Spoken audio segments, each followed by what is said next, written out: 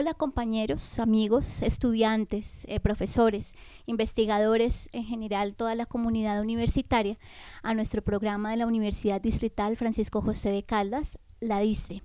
Este es un espacio para todos los temas, para todas las personas interesadas en los temas de pedagogía y didáctica. Bienvenidos a este magazine, que es un espacio para todos. Mi nombre es Juliana León Suárez y seré su presentadora. Hoy en nuestro programa pues tenemos dos temas de interés particular para toda nuestra comunidad y para la DISTRE en particular. El primero es la crisis de la educación pública en Colombia y el segundo la reforma universitaria. Antes de entrar en materia pues vamos primero a conocer cómo nace el magazine y para eso pues tenemos invitado al asistente de comunicación del Instituto de Estudios de Investigaciones Educativas, de donde surge justamente este programa, Alejandro Gómez Bedoya. Hola Alejandro, ¿cómo estás? Cuéntanos cómo surge el programa, la idea del programa. Bueno, la idea es que, pues, en el documento que constituye al instituto, hay varias funciones que tenemos como instituto, aparte digamos, el área de formación y aparte del área de investigación del Instituto de Investigaciones de la universidad, y pues es el área de comunicaciones. Y dentro del área de comunicaciones hay varios proyectos que se han venido adelantando.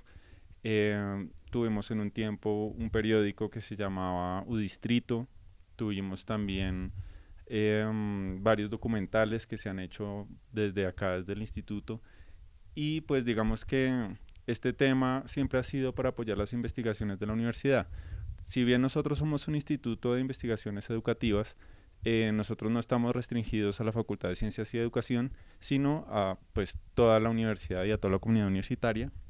Además porque eh, el instituto que trabaja los temas de educación y pedagogía competen a toda una universidad siendo una institución de educación. Entonces, en ese sentido, pues en el área de comunicaciones nosotros hemos adelantado varios procesos, varios proyectos. Tenemos el proyecto ahorita también de la revista que está en surgimiento, ya llevamos 2 números. Y pues bueno, yo empecé desde que entré a la universidad y a trabajar con la universidad, yo empecé a ver cuál sería otra opción para poder llegarle a un público mayor, poder de pronto que fuera un recurso didáctico o un recurso dinámico además más influyente y más importante para la comunidad universitaria, ¿no?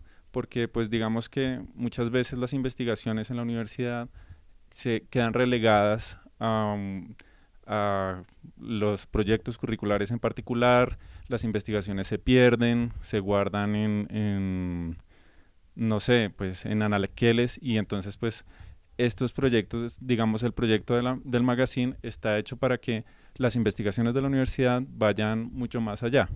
Entonces,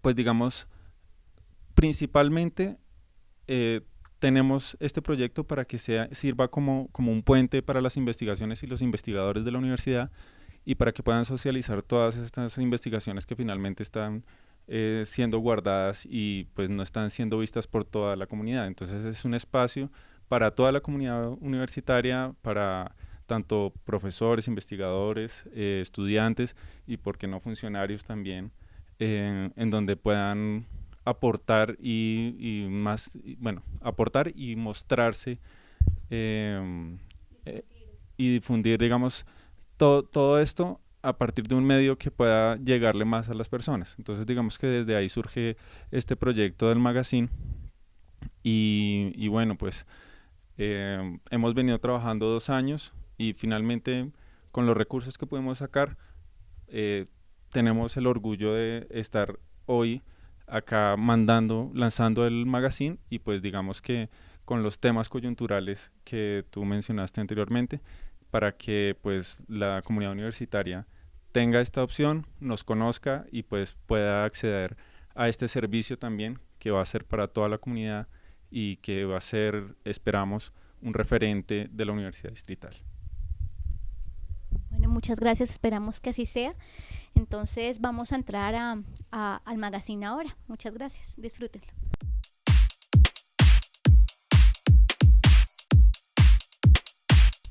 El Instituto de Estudios e Investigaciones Educativas de la Universidad Distrital Francisco José de Caldas presenta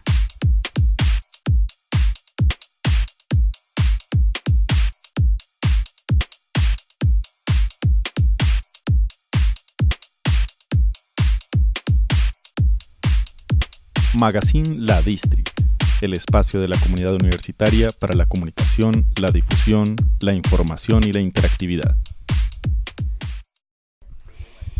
Vamos ahora sí a entrar en materia. Hoy tenemos como invitados a los profesores Homer Calderón, Edgar Ramírez, Olga Castiblanco y Tomás Sánchez. Hola. Hola, ¿cómo estás?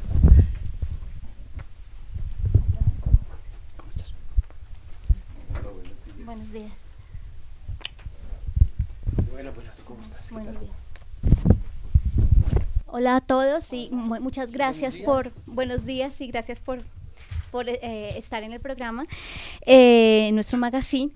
Vamos a conversar un poco en una primera parte sobre la situación actual del movimiento estudiantil y de todo lo que tiene que ver con la financiación en educación superior.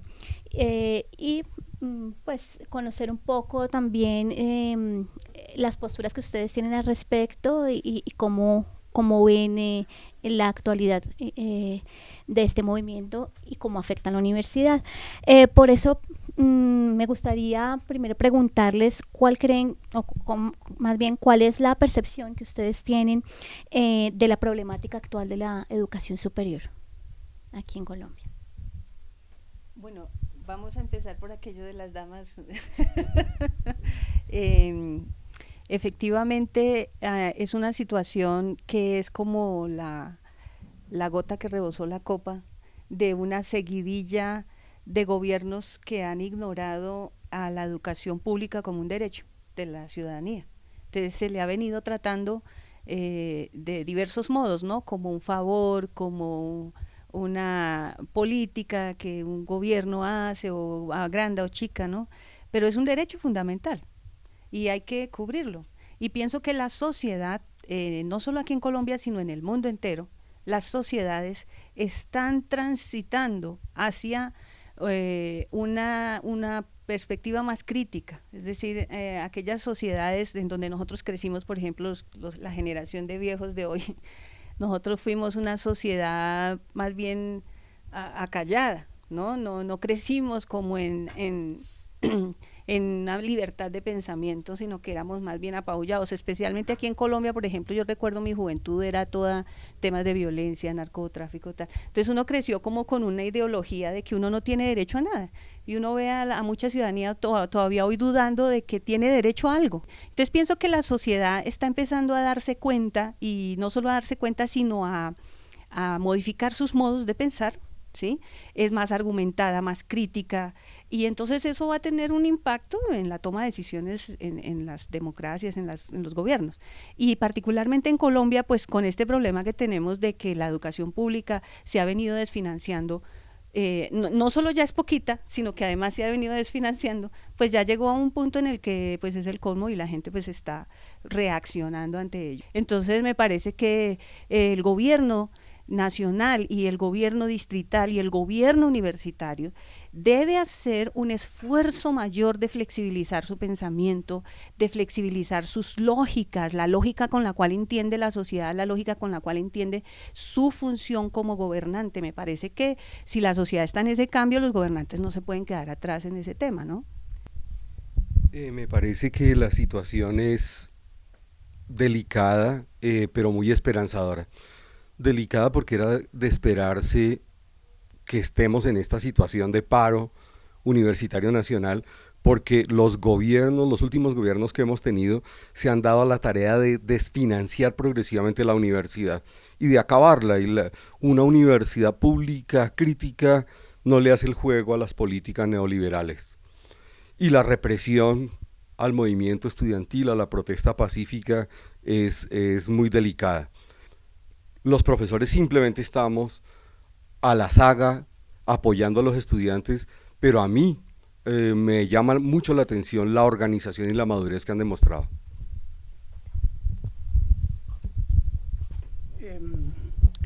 Lo que han señalado los colegas me trae a colación una canción de Mercedes Sosa y de Fito Páez que dice: ¿quién dijo que todo está perdido? Yo vengo a ofrecer mi corazón.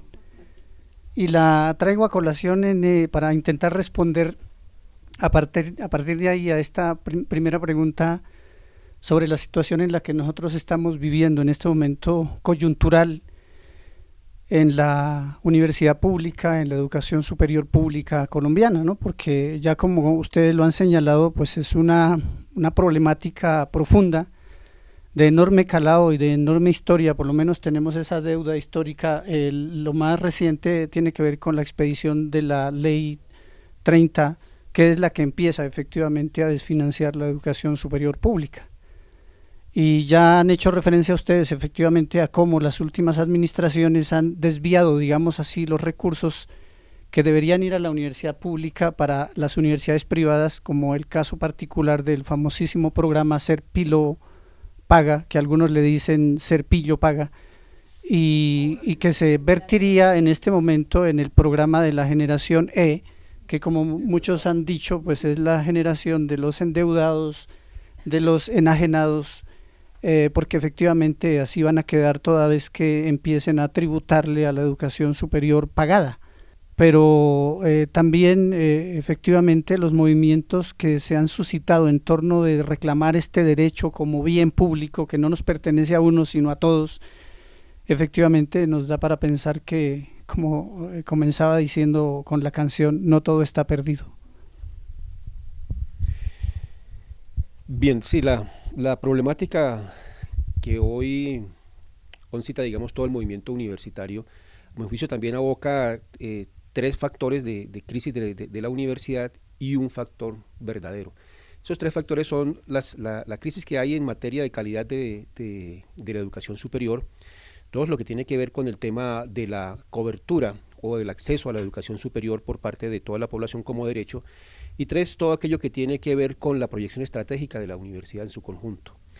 En el primer aspecto de los temas de calidad hay muchos de los factores que inciden hoy, pero el más crítico es el que tiene que ver con el tema de la calidad de la vinculación del personal docente de las universidades. Tenemos un 80% de profesores con unas condiciones supremamente precarias de vinculación, aportando lo sustancial y sosteniendo la universidad pública. Ese 80% que tenemos de profesores ocasionales o con contratos a destajo, como son los que están operando, o contratos basuras, también se les denomina en algunos ámbitos, afectan sustancialmente la misma calidad de la universidad. O sea, no puede haber una universidad con calidad con un régimen de contratación premoderno, ¿no? O sea, un régimen de contratación que no reconoce los derechos de los profesores y profesoras como trabajadores de la cultura. Ese es un factor, entre otros tantos, que afectan sustancialmente la calidad. El tema de acceso a la educación superior igualmente está limitado fundamentalmente por la escasa inversión que ha hecho el Estado a lo largo de los últimos años, o sea, desde la Ley 30 del 92, y afecta, digamos, el hecho de que más jóvenes puedan ingresar a la universidad. Los jóvenes hoy no ingresan a la universidad o no ingresan a la educación superior no porque tengan buenos o malos resultados en las pruebas de Estado, es porque no hay cupos. Si hubiera cupos, pues podrían ingresar todos los estudiantes. El ideal es poder tener un acceso universal a la educación superior. Y el tercer aspecto que tiene que ver con esta crisis es lo que tiene que ver con la proyección estratégica. La universidad es un espacio, o la educación superior es un espacio para el mercado de la matrícula, como es lo que se pretende en este momento, o sea, como para cubrir una demanda y una presión social, o es un escenario para la apropiación del conocimiento, de lo más avanzado del conocimiento, para ponerlo en función del desarrollo y del crecimiento humano de toda la sociedad colombiana. Esos son los tres aspectos de crisis, y el que los atraviesa a todos y los determina fundamentalmente es el factor financiero. O sea, ninguno de los otros tres, de estos tres aspectos de la crisis universitaria, se resuelve sin el aspecto financiero, que hoy ha tocado crisis profundamente en el país.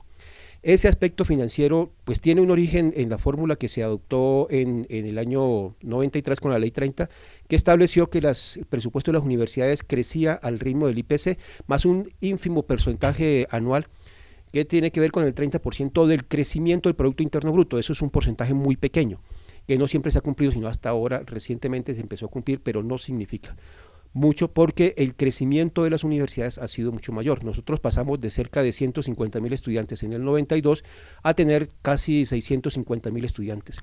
Y una inversión a precios de hoy en el año 92 de 10 millones de pesos por estudiante a tenerlas a hoy en todas las universidades públicas de 5 millones de pesos por estudiante. O sea que, ¿por qué? Por lo que aumentó la población y el presupuesto no ha aumentado. Eso ha generado una crisis sustancial. ¿Por qué han crecido las universidades y por qué han logrado dar mayor cobertura a los estudiantes? Porque se ha soportado fundamentalmente en ese 80% de los profesores que están de vinculación de contrato. Ese es el problema fundamental, esa base de explotación. Creo que ahí, gracias, el profesor Homer ha hecho una importante recolección de lo que hemos conversado hasta el momento y ha entrado en un punto para conversar nuevamente, y es justamente por qué o cómo más bien incide esa crisis que ya nos ha relatado en nuestra alma mater particularmente. ¿Qué pasa con toda esta crisis de financiación y cómo afecta directamente a la Universidad Distrital?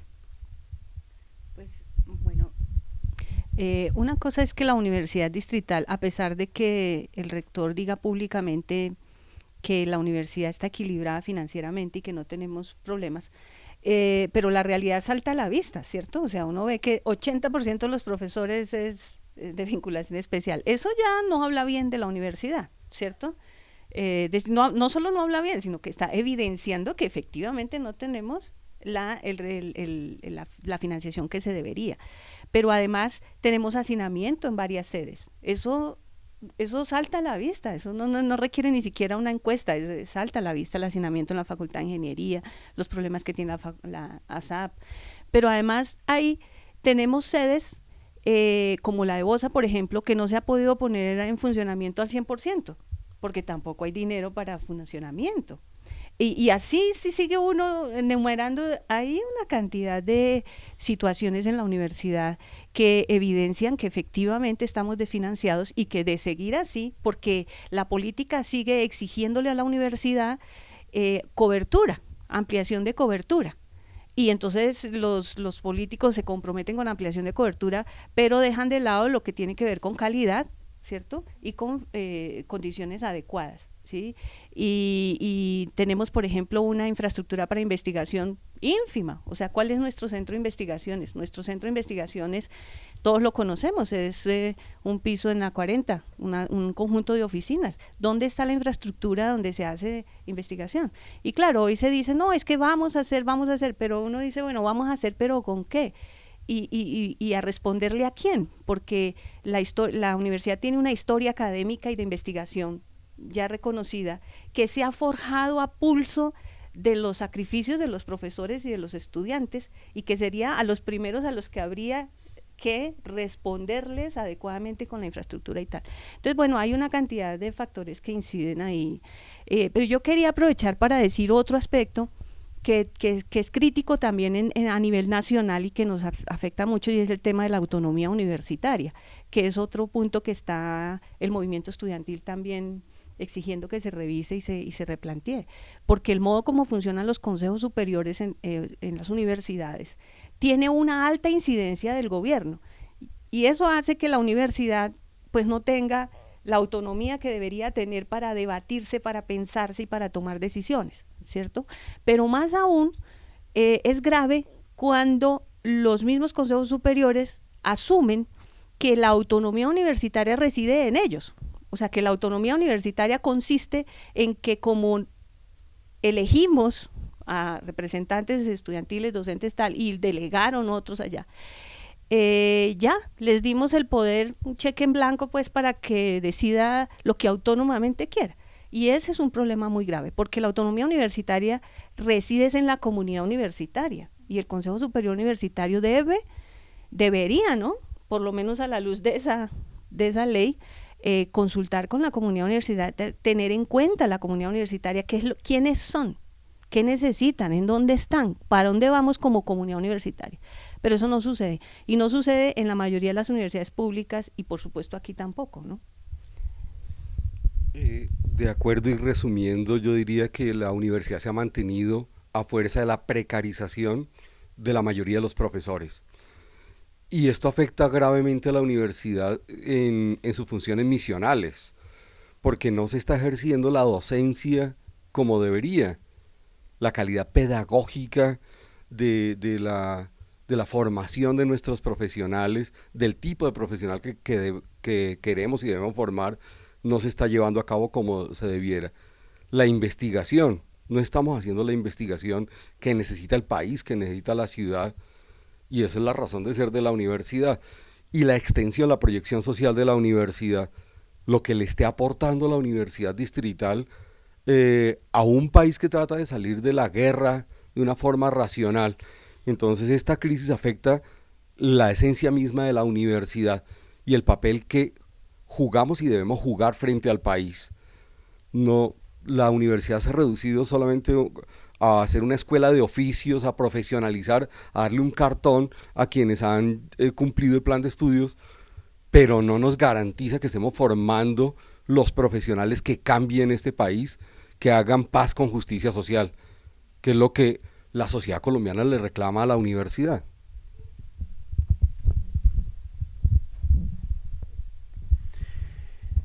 Sí, los efectos o las implicaciones de la crisis general, en este caso la financiera, que afecta los aspectos que yo señalaba antes, reflejados en la universidad, son contundentes y, como dice la profesora Olga, nosotros no estamos fuera de la situación que vive la universidad a nivel nacional. No es cierto que nosotros tengamos una estabilidad económica, a no ser que aceptemos como normal y estable la situación precaria de las condiciones logísticas y de vinculación del profesorado de la universidad. Ahora bien, eso aquí en la universidad es mucho más complicado. Nuestra universidad tiene una acreditación de alta calidad condicional. Varios factores tienen que superarse en los 4 años que ya se están venciendo, o sea, ya estamos en proceso de reacreditación. Y el primero que señaló el ministerio y que señaló el CNA es el tema de la vinculación de los profesores. Y en ese tema de la vinculación de los profesores no se ha avanzado. Luego ahí nosotros tenemos una necesidad financiera sustancial. ¿Cuánto vale la vinculación de los profesores? Está pasando por cerca de o sea, requeriríamos al menos un incremento de 100.000 millones de pesos en el presupuesto de la universidad, que hoy está alrededor de los 300.000 millones de pesos. Necesitamos ese incremento del presupuesto para poder nosotros avanzar en la formalización del profesorado de la universidad, o sea, en mejorar sus condiciones de calidad y de vida y de vinculación profesional, o sea, el reconocimiento profesional de la labor académica, que es algo propio de la universidad, ¿no?, que nosotros estamos formando profesionales y estamos tratando de una manera bastante precarizante, digamos, a los profesores y al profesorado de vinculación especial. Junto con eso, todo el tema de las condiciones de infraestructura que también están requiriendo la universidad para su propio desarrollo. El otro factor en el cual la universidad tiene que ver mucho en esto es el tratamiento que se da al tema de del pasivo pensional que tiene la universidad. Ese pasivo pensional figura como una deuda de la universidad, como un pasivo de la universidad, y realmente no es una deuda de la universidad, es una deuda que tiene el distrito y la nación con sus pensionados, o con los pensionados que tiene la universidad.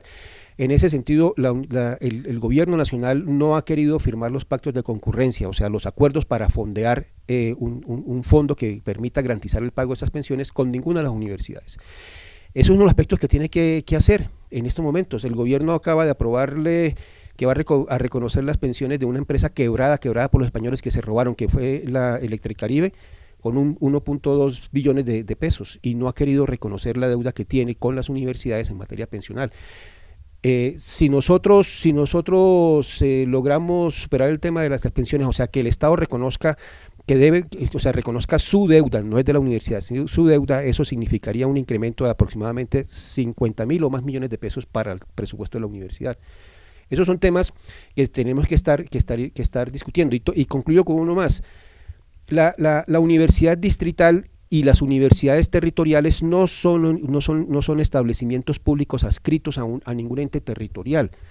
Desde la Constitución del 91, desde la Ley 30, somos entes autónomos del orden nacional. Esto quiere decir que el Estado está obligado a financiar también, el Estado central, a financiar a la universidad. Yo diría en al menos el mismo presupuesto que está financiando el distrito. O sea, lo que nosotros, ahí están los recursos que requerimos nosotros para la formalización docente. Bueno, muchas gracias, maestros. Nos vamos con una esperanza en el corazón, ¿cierto? Y con mucha razón para continuar en este largo trabajo que es el pensamiento crítico y argumentativo y la lucha por la educación superior en Colombia. Y bueno, vamos a cerrar esta sección porque ahora mismo vamos a ver qué piensa la gente de la Distri, nuestros estudiantes. Vamos a mirar algunas entrevistas.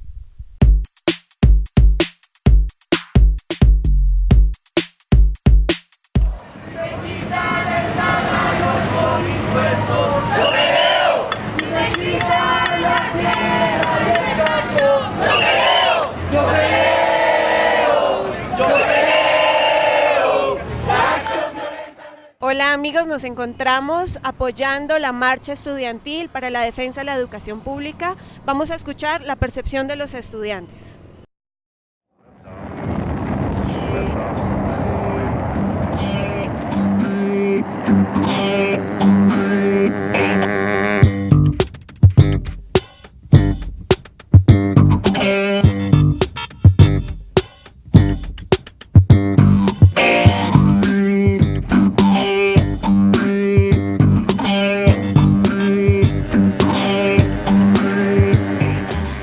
Hola Jorge, cuéntanos por qué es importante salir a marchar el día de hoy.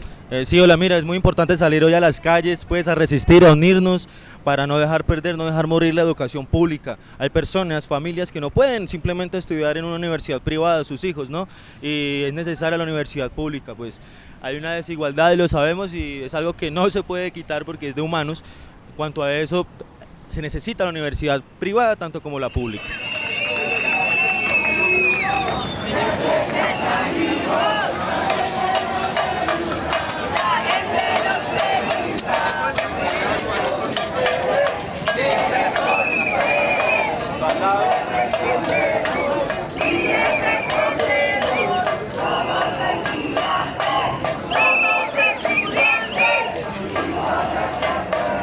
Hola Ana María, respóndenos cuál es la importancia de la marcha como manifestación legítima en defensa de los derechos de la educación.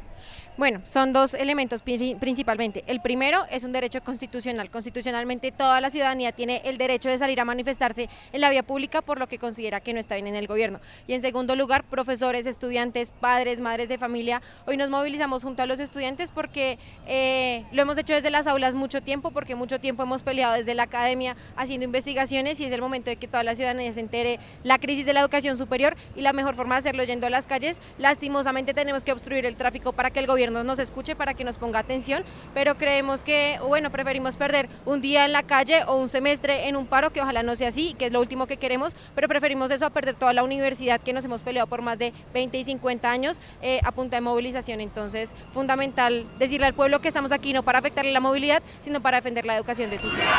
¡Una vez más! ¡Estudiantes son! ¡Estudiantes son!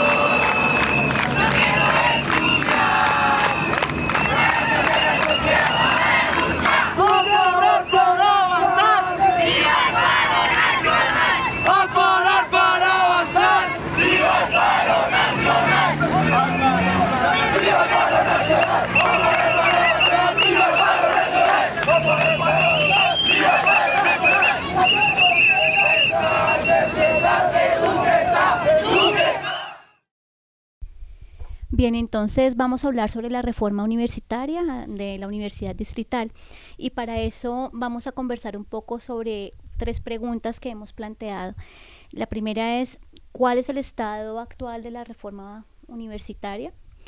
La segunda sería, ¿cuáles son los principales puntos de divergencia y convergencia que ustedes pueden observar entre las propuestas de la constituyente y de la Comisión del Consejo Superior Universitario? Y la tercera, en la perspectiva ya más de la adopción e implementación de la reforma, ¿cuál consideran ustedes que es el devenir de la Universidad Distrital? Bueno,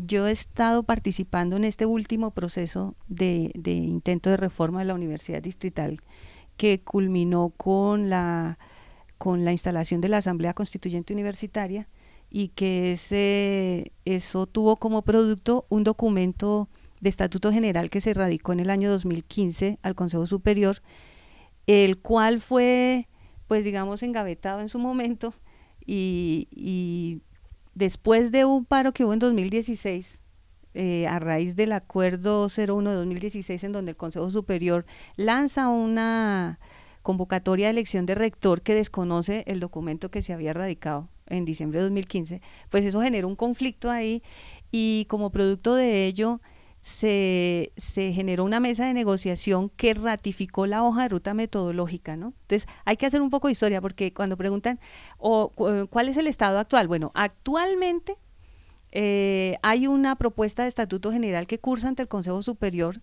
que fue elaborada por una comisión accidental verificadora que se inventó el Consejo Superior en enero de 2018. Eso es lo que actualmente hay, ¿sí? Pero hay que contar que antes de eso pues estuvo la Asamblea Consultiva, que también produjo un documento 2008, que también fue, digamos, embolatado allí en el Consejo Superior, y después de eso hubo varios intentos de reforma, y en 2013, cuando se lanza el acuerdo 08 y 09 por parte del Consejo Superior, que traía una reforma universitaria, generó tanto descontento en la comunidad, porque era una reforma construida a espaldas de la comunidad, básicamente a puerta cerrada, pues se había modificado todo el documento de la Asamblea Consultiva y tal, y eso generó un paro precisamente en el año 2013, y para levantar ese paro, una de las, digamos, de los acuerdos que se hizo fue adoptar una hoja de ruta metodológica que emitió el Consejo Superior mediante una resolución 018-2014, y se establece una hoja de ruta metodológica que define unas fases mediante las cuales se iba a diseñar una reforma universitaria con la participación de la comunidad universitaria. Y después de todo ese trabajo arduo, pues 2015 se radica el documento finalmente, y ya lo que ya les conté, y a raíz de esa mesa de negociación en 2016 se ratifica esa hoja de ruta, que ya el Consejo Superior había hecho el intento de ignorarla, y la ratificó, y se dice que se expediría el estatuto en agosto de 2016. Yo me acuerdo de esa 24 de agosto de 2016 se expediría ese estatuto como producto de ese acuerdo. Bueno, eso nunca pasó, obviamente, pero ellos emitieron, digamos, el argumento con el cual eso no se hizo fue que después de hacer una revisión jurídica, encontraban que tenía inviabilidad jurídica y financiera. Entonces deciden nombrar una comisión accidental en el Consejo Superior para que trabajara en conjunto con la Asamblea Constituyente y con la asesoría de 2 abogados que contrató la universidad para hacerle los ajustes a esas inviabilidades que supuestamente tenía. Se entregó en diciembre de 2017 ese documento, que ya había pasado por comisión accidental del Consejo Superior, obedeciendo al mismo reglamento que ellos tienen, en donde el paso a seguir, de acuerdo a la hoja de ruta metodológica y de acuerdo al reglamento del Superior, era presentar el documento en el Pleno del Superior Universitario con la participación de la Asamblea Constituyente para su respectiva expedición. A cambio de eso nombran una nueva comisión, que la llamaron verificadora, ¿no? Pero esa nueva comisión tiene unas particularidades muy especiales, y es que no la integran estrictamente personas del Consejo Superior, y tampoco se invita a la Asamblea Constituyente. Entonces ahí entran profesores que no tienen ni cargo, pero ahí estaban, ¿no? bueno, entra la administración en pleno y tal. Y lo que hacen con ese documento fue borrar, tachar, quitaron frases, cambiaron sentidos, tal. Entonces, en la segunda pregunta que tienes ahí, ¿cuáles son las principales convergencias y divergencias que tienen esos dos documentos?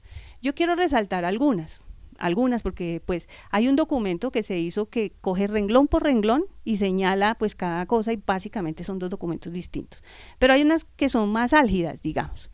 Una es que todo lo que nosotros en la Asamblea Constituyente llamábamos participación democrática, que crea unos mecanismos de participación con lugar, tiempo, ¿sí?, y recursos, pues eso se desdibuja un poco, ¿no?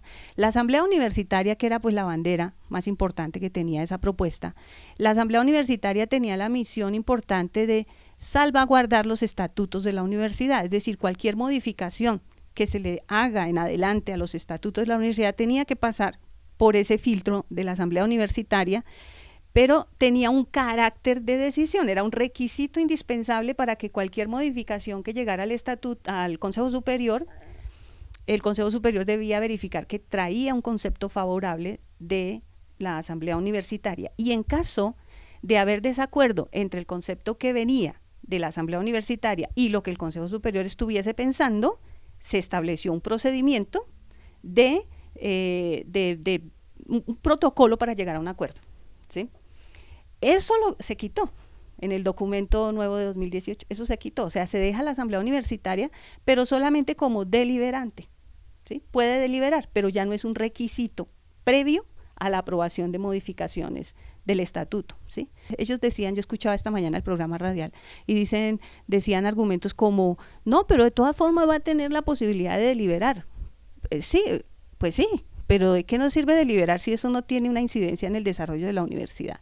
Pero además la gente se va a cansar un día de estar deliberando sin que eso tenga pues una incidencia. Yo dejaría como hasta ahí para darles la palabra a mis compañeros. Solo quiero resaltar que la comisión verificadora nombrada por el Consejo Superior mutiló, utilizo esa expresión, es una contrarreforma al documento que construyeron los constituyentes. Eso me parece que es lo más grave. El documento se elaboró con el trabajo voluntario de muchas personas, de estudiantes, de trabajadores, de profesores, que voluntariamente, de diferentes puntos de vista, de diferentes corrientes de pensamiento, pero que por encima de ellas está la universidad que nos merecemos y con la que soñamos. Y viene esta comisión y le echa tijera prácticamente en términos prácticos a todo lo que tenga que ver con democracia. El texto construido por los constituyentes tiene en cuenta dos referentes que me parecen los más importantes. Tres, la Ley General de Educación, la Constitución del 91 y el documento de la UNESCO sobre la necesidad de replantear la educación. La Ley 30, que es nuestro gran problema y que está vigente y que toca tenerla en cuenta, en el marco de la Ley 30 apelamos, he sido constituyente en esta segunda fase, a los mecanismos de participación democrática abiertos por la Constitución del 91. Entonces se negocian ahí y se abren consejos de participación, el consejo estudiantil, el consejo de claustros de profesores, el consejo electoral, muchos mecanismos de participación de la comunidad académica en la vida de la universidad, de manera que la universidad esté en manos de la asamblea universitaria. Y finalmente quiero decir sobre el futuro, que los estudiantes han tomado como reivindicación en el pliego de exigencias del pliego particular de la Universidad Distrital, el segundo punto, es la exigencia de que se nombre la asamblea universitaria. Se los voy a colocar en un ejemplo práctico.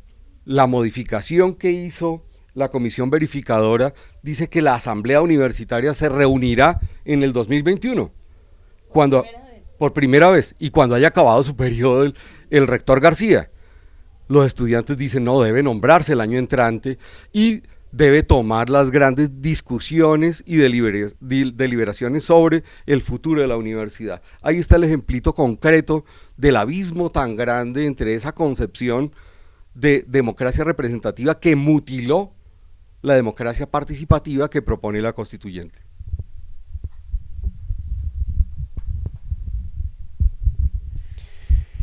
Sí, todo este proceso de reforma parte de los desajustes que se presentan en el desarrollo de la universidad, cuando tenemos nosotros una universidad que tiene el cascarón en la estructura propia de una universidad mucho más pequeña, una universidad de 5.000, 7.000 estudiantes, y hoy es una universidad que está entre los 24.000 o los 30.000 estudiantes, dependiendo de los criterios que se utilicen para cuantificarla.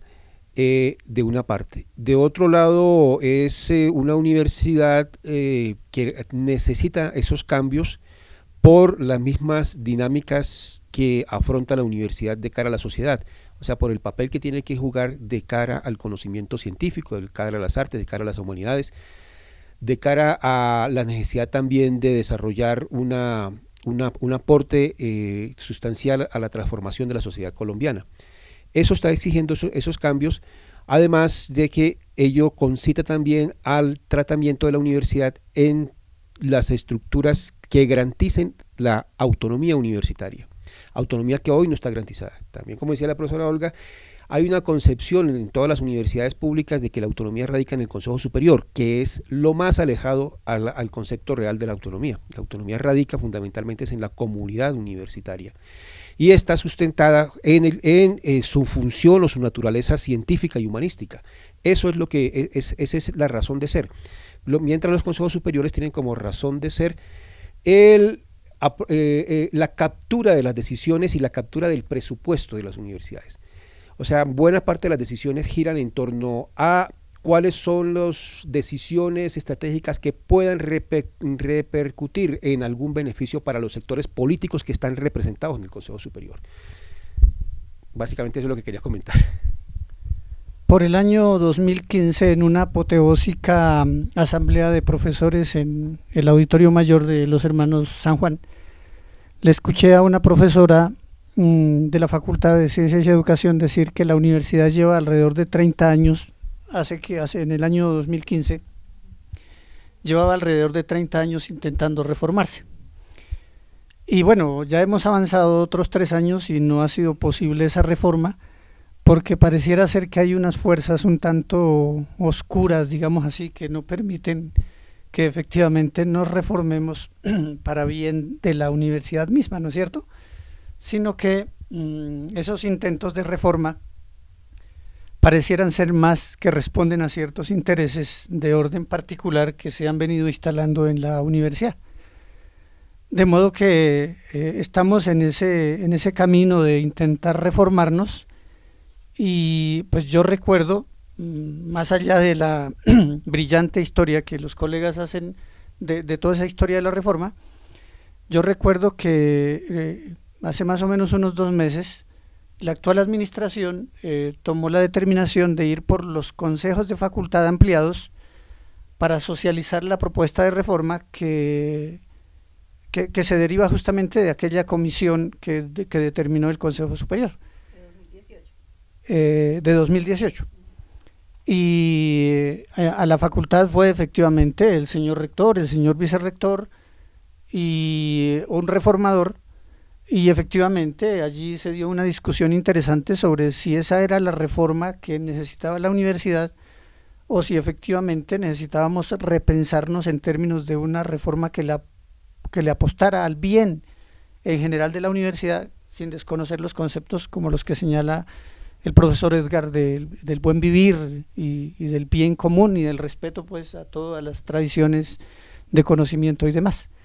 Entonces, me parece que es necesario que sigamos repensando la universidad para el bien nuestro y de ella misma, más de ella que nuestro, y que ojalá estas propuestas de reforma pues lleguen a feliz término, es decir, que todo el mundo hagamos lo que tenemos que hacer y no porque nos toque, sino porque estamos convencidos absolutamente de ello.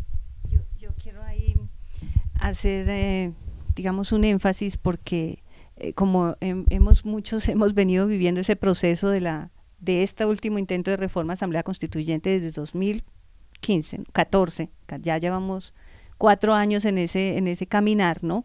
Entonces uno ya se acostumbra a recibir las críticas, los reparos que la comunidad tiene, o que algunas partes de la comunidad tienen. Algunos de los reparos que nos dicen en algún foro, nosotros organizamos unos foros por todas las facultades también, Y un profesor nos decía así, pero es que ustedes los de la Asamblea Constituyente se creen que tienen la razón última, ustedes tienen siempre la razón y eso no puede ser así, no sé qué, bueno.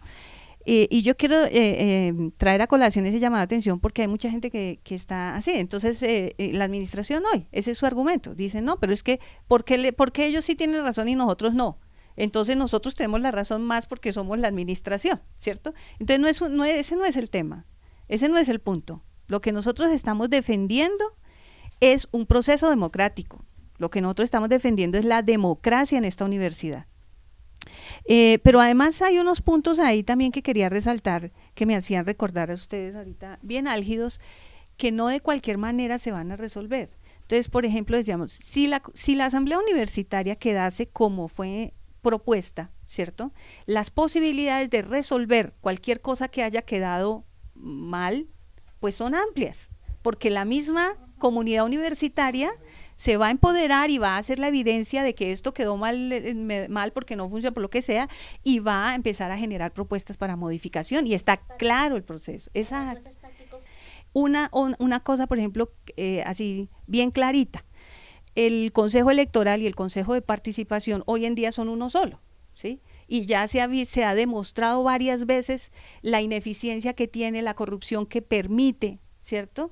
Y en la propuesta de Asamblea Constituyente se separaron los dos consejos y se le dieron funciones distintas. ¿Para qué? Para que el Consejo de Participación se dedicara a incentivar la cultura de la participación en la universidad, que eso hay que educarlo, eso no es un tema solamente de venga y participe, hay que educar a la gente para que participe.